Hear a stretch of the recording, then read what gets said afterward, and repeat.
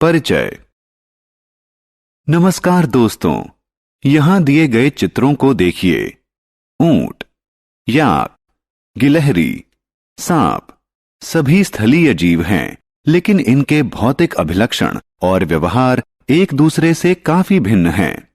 इसी प्रकार कैक्टस, जल हायसिंथ और हाइड्रिला जैसे पादप भी अपने भौतिक स्वरूप और व्यवहार में परस्पर भिन्न हैं। सभी जंतु और पादप अपने परिवेश में जीवित रहने के अनुकूल विभिन्न विशेषताएं विकसित कर लेते हैं। आइए सजीवों और उनके परिवेश के बारे में और जानें।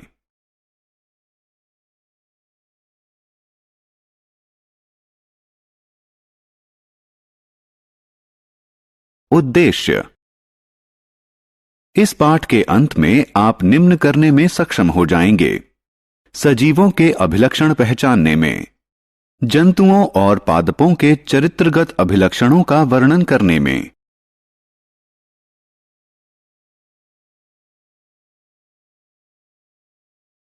सजीव। हम जानते हैं कि सजीवों, मनुष्य, जंतु और पादप को अपने परिवेश में जीवित रहने के लिए आहार की जरूरत होती है। उनके भौतिक रूप में काफी विभिन्नता होती है, लेकिन वे सभी अपने जीवन में बढ़ते और विकसित होते हैं। सभी सजीव जीवित रहने के लिए विभिन्न मूल प्रकारों वृद्धि, विकास, पोषण, श्वसन, प्रजनन और उत्सर्जन को क्रियान्वित करते हैं। उन्हें जीवित रहने और अपने परिवेश से प्रभावशाली संवाद के लिए आहार या किसी दूसरे प्रकार के पोषण की जरूरत होती है। कोशिका संगठन। अब हम सजीवों के विशिष्ट अभिलक्षणों का अध्ययन करेंगे जो इन्हें निर्जीवों से अलग करते हैं। सभी सजीव, पादप या जंतु कोशिकाओं से बने होते हैं।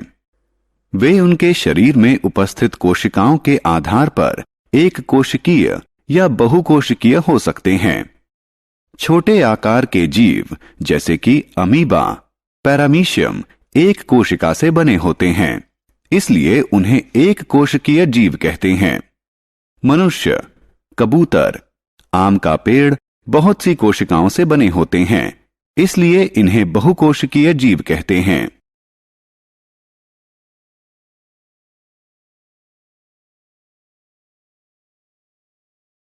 पोषण और गति। सजीवों की एक अन्य विशेषता है पोषण।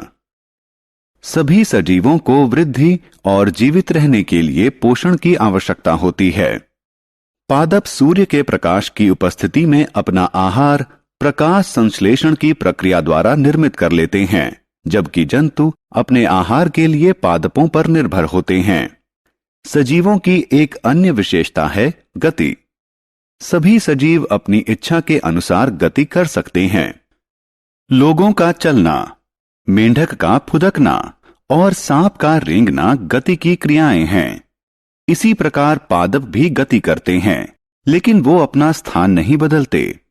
कद्दू की लता अपने आधार की दिशा में गति करती है।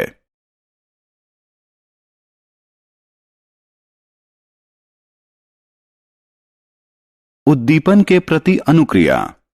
जब आप किसी पौधे को खिड़की के पास रखते हैं तो देखते हैं कि वह सूर्य के प्रकाश की दिशा में मुड़ जाता है।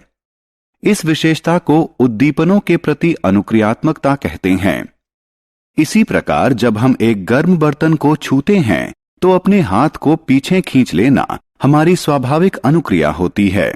अतः सजीव अपने परिवेश से ग्रहण उद्दीपनों के प्रति अनुक्रिया करते हैं।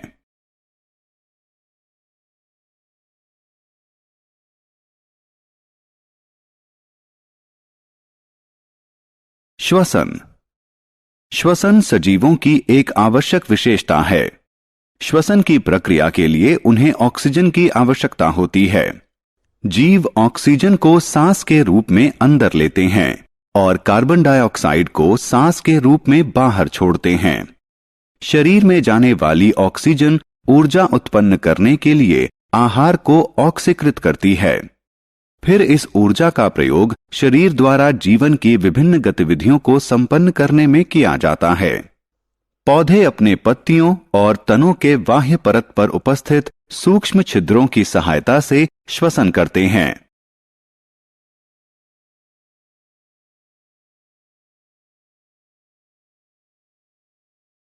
प्रजनन।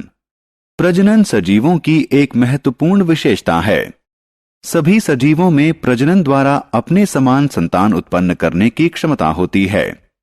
जंतु जैसे कबूतर, सांप और मेंढक अंडे देते हैं, जबकि कुछ जंतु जैसे शेर, कुत्ता और मनुष्य अपने समान शिशु को जन्म देते हैं।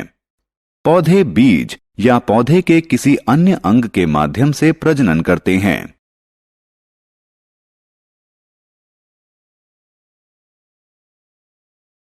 उत्सर्जन। जंतुओं को वृद्धि और विकास के लिए आहार की आवश्यकता होती है।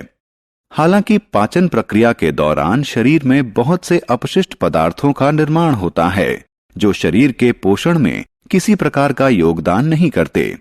इसीलिए वो हमारे शरीर से उत्सर्जित हो जाते हैं। शरीर से अपशिष्ट पदार्थों के निष्कासन के प्रक्रम को उत्सर्जन कहते हैं। पौधे अपशिष्ट पदार्थों को वाष्प, लासा और राल के रूप में उत्सर्जित करते हैं। सभी सजीवों का जीवन चक्र सीमित होता है। भिन्न भिन्न पौधों और भिन्न भिन्न जंतुओं के लिए जीवन चक्र भिन्न भिन्न होता है, लेकिन अंत में एक दिन वो मरते हैं। सभी जीवों और पौधों की मृत्यु होती है।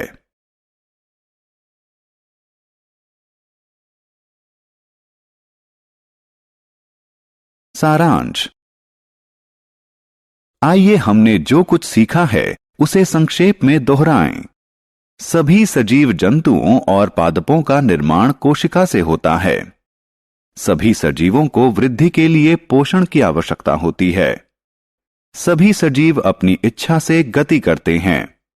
सभी सजीव ऑक्सीजन को श्वास के रूप में अंदर लेते हैं और कार्बन डाइऑक्साइड को श्वास के रूप में बाहर छोड़ते हैं। सभी सजीवों का जीवन चक्र सीमित होता है।